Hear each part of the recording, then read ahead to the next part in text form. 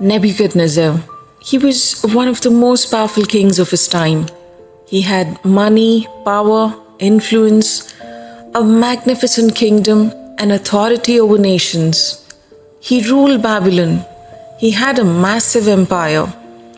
He had everything people today would call success. One day he looked at everything he had built and said, "Is this not the great Babylon I have built by my own mighty power?" And there it was. The problem wasn't his success, it was his ego. He started taking all the credit for himself. But God had already warned him in a dream. Your pride will bring you down. And that's exactly what happened. Nebuchadnezzar suddenly lost his sanity. The king who once ruled an entire army was driven away from people and lived like a wild animal, eating grass and living in the open fields. Think about that. A king who once commanded an empire couldn't even control himself.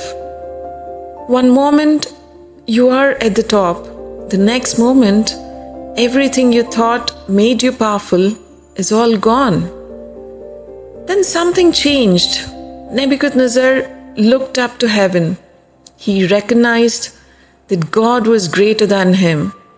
He understood that God is sovereign, and that's when his understanding returned. His kingdom was eventually restored.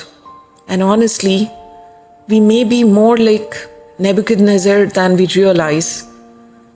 You can have the designation, you can have the riches, you can have the business, the influence, but the moment you start thinking, I did it all by myself, that's when pride starts taking over.